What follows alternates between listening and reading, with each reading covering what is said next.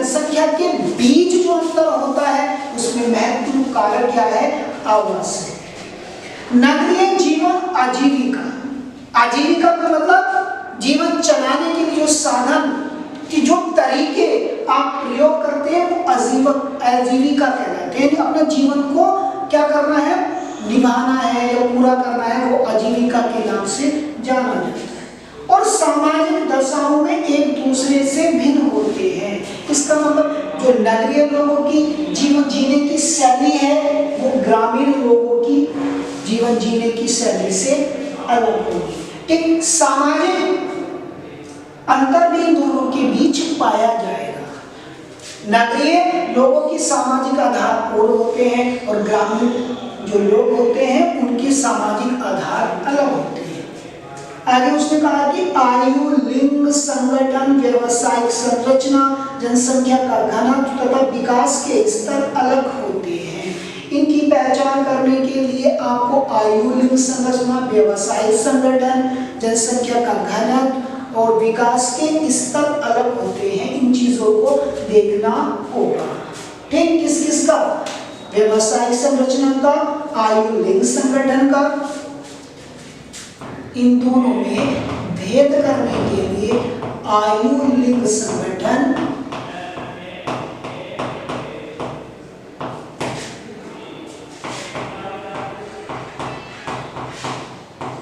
व्यवसायिक संरचना,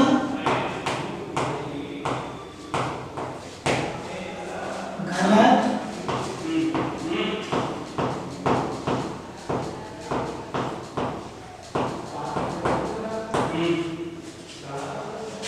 एवं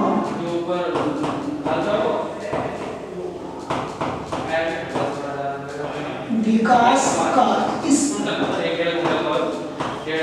यदि आपको नगरीय और ग्रामीण जो जनसंख्या है उसमें अंतर करना है, आपको देखना है कि कौन सी जनसंख्या क्या है, नगरीय है, कौन सी जनसंख्या ग्रामीण है, तो आपको कुछ चीजें देखनी होगी। जैसे उसके आवास को आपको देखना होगा, आयु, लिंग, संगठन। ठीक, आयु, लिंग, संगठन का मतलब होगा किस वर्ग के लोग और स्त्री पुरुष ये संगठन का व्यवसायिक कार्य करना, यानी नगरीय लोग कहाँ कार्य करते हैं और ग्रामीण लोग कहाँ करते हैं। जनसंख्या घनत्व कैसा है? अगर आप देखेंगे किसी क्षेत्र में बहुत सारे लोग एक साथ रह रहे हैं, वहाँ पे जनसंख्या का दबाव अधिक है, तो इसका मतलब वो क्षेत्र कौन सा होगा? नगरीय होगा, क्योंकि ग्रामीण क्षेत्रों की तुलना में नगरीय क्षेत्रों में अधिक जनसंख्या घनत्व पाया जाता है। ऐसे विकास का स्तर है। ठीक, विकास के अधिक अवसर प्राप्त होते हैं नगरीय जनसंख्या को, जबकि ग्रामीण जनसंख्या को विकास के अवसर कम प्राप्त होते हैं। आगे और आप समझेंगे कि यदि ग्रामीण और नगरीय जनसंख्या में अंतर करने के लिए मापदंड एक देश से दूसरे देश में भिन्न होता है। यही हम लोगों ने बताया था कि नगरीय एवं ग्रामीण जनसंख्या समय और स्थान के साथ बदलती रहती है, परिवर्तन होता रहता है। अगर मान लीजिए किसी देश में ग्रामीण जनसंख्या अधिक है तो हो सकता है कि किसी दूसरे अन्य देश में नगरीय जनसंख्या का प्रतिशत अधिक हो सकता है। सामान्य रूप से ग्रामीण क्षेत्र में होते हैं जिनमें लोग प्राथमिक क्रियाओं में भाग लेते हैं। ठीक, प्राथमिक क्रियाएं हम लोग पहले भी कई बार चर्चा कर चुके हैं और आप पिछली कक्षा में भी पढ़ के आए होंगे कि ग्रामीण जनसंख्या या ग्रामीण व्यक्ति वो कहलाते हैं जो प्राथमिक क्रियाओं में भाग लेते हैं।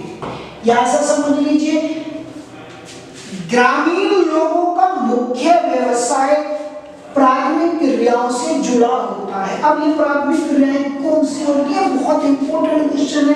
आपसे अति लघु या बहु विकल्प के रूप में पूछा जा सकता है कि किन्हीं चार या किन्हीं एक या निम्नलिखित में से कौन सी इस प्रकार करके प्राथमिक क्रियाएं हैं, तो आपको प्राथमिक क्रियाओं का पता होना जरूरी है। हम लोग लिख रहे हैं कृषि, पशुपालन,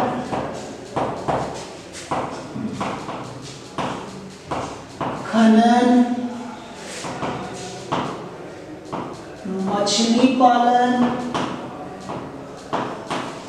ठीक, मुर्गी पालन और वानिकी, ये सारी चीजें आपकी प्राथमिक क्रियाओं के अंतर्गत आती है। आपको ध्यान रखना है कि प्राथमिक क्रियाओं में कृषि, पशुपालन, खनन, मछली पालन, मुर्गी पालन या आपका वृक्ष लगाना ये वानिकी किया जाता है। तो ऐसी चीजों को हम लोग कौन सी क्रियाओं में शामिल करते हैं? प्राथमिक क्रियाओं में शामिल करते हैं। आपको याद रखना है, अगर क्वेश्चन पूछा जाए कि किन्हीं दो कौन सी प्राथमिक क्रियाओं के नाम लिखिए तो आप आसानी से वो नाम लिख सकते हैं। इसी प्रकार अगर बहुविकल्पी क्वेश्चन पूछा जाए कि निम्न में से कौन सी प्राथमिक क्रिया है तो आप इनमें से कोई आंसर दिया होगा आप उसको पहचान सकते हैं। जबकि नगरीय क्षेत्र वे होते हैं जिनमें अधिकांश कार्यशील जनसंख्या गैर प्राथमिक क्रियाओं से जुड़ी होती है, ठीक। तो ग्रामीण जनसंख्या जो होगी वो प्राथमिक क्रियाओं से जुड़ी होगी और जो नगरीय जनसंख्या होगी वो गैर प्राथमिक क्रियाओं से, गैर प्राथमिक क्रियाओं से।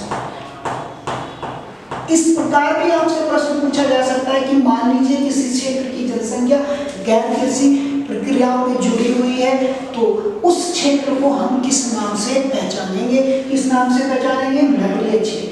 या आपसे ऐसे कह सकता है कि मान लीजिए किसी क्षेत्र की अधिकांश जनसंख्या प्राथमिक कार्यों में लगी है, क्रियाओं में लगी हुई है, तो वह क्षेत्र कौन सा है? वह क्षेत्र है ग्रामीण। तो इस प्रकार का कोई भी प्रश्न आपको आएगा तो आप लोग आसानी से हल कर देंगे। आगे कह रहा है, आपकी बुक में चित्र दिया गया है, इसका है कि 3.4 ये चित्र ग्रामीण नगरीय लिंग संगठन को प्रदर्शित करता है, यानी ग्रामीण और नगरीय क्षेत्रों में पाए जाने वाली जनसंख्या को प्रदर्शित करता है। इसमें कुछ देश दिए गए हैं, Zimbabwe, Canada, Brazil, Nepal, Finland और न्यूजीलैंड। इसका मतलब हो गया कुछ देश अफ्रीका से हैं, कुछ एशिया से हैं और कुछ देश यूरोप से हैं, ठीक। और इसमें उन देशों में नगरीय और ग्रामीण जनसंख्या को भी प्रदर्शित किया गया है। अब इसके आधार पर आपको ध्यान से समझना है, इस चित्र को ध्यान में रख के आपको कुछ समझाने का, कुछ बताने का प्रयास किया गया। क्या बताया वो मैं इस चित्र को स्पष्ट करता हूँ। वो कहता है 3.4 कुछ चुने हुए देशों को ग्रामीण नगरीय लिंग संगठन को प्रदर्शित करता है। जो ये चित्र दिया गया है, इस चित्र के माध्यम से नगरीय और ग्रामीण लिंग, लिंग का मतलब स्त्री पुरुष, लिंग का मतलब क्या होगा? स्त्री और पुरुष, ठीक, की जनसंख्या को क्या करता है? प्रदर्शित करता है। यानी इस चित्र में उस देश में ग्रामीण और जनसंख्या का प्रदर्शित किया गया है। इसमें यह बताया गया है कि किस देश में कितने लोग ग्रामीण हैं और कितने लोग नगरीय हैं। आगे उसने कहा है कि कनाडा और फिनलैंड जैसे पश्चिमी यूरोपीय देशों में ग्रामीण और नगरीय लिंग अनुपात में अंतर है। यदि आप इस चित्र का अध्ययन करेंगे तो पाएंगे, तो देखेंगे कि कनाडा और फिनलैंड ये यूरोपीय राष्ट्र हैं कि इनमें ग्रामीण और नगरीय जनसंख्या का क्या स्तर है, क्या स्तर है। अब आप कनाडा आपको देख रहे हैं तो कनाडा में प्रदर्शित कर रहे हैं कि 1063 और ब्राका जो शहरी है वो दिखा रहे हैं 965। उसने ये बताने का प्रयास किया है कि इन राष्ट्रों में 1000 पुरुषों के पीछे कितनी महिलाएं नगरीय और ग्रामीण क्षेत्रों में निवास करती है। आपको पहला एग्जाम्पल कनाडा का है, आप यहाँ देख लीजिए। कनाडा में एक तो आपको ग्रामीण महिलाएं हैं और एक शहरी महिलाएं हैं, ठीक। ग्रामीण महिलाओं का स्तर दिया गया है 1063 और जो शहरी महिलाएं हैं नंबर दिया गया है 965। प्रति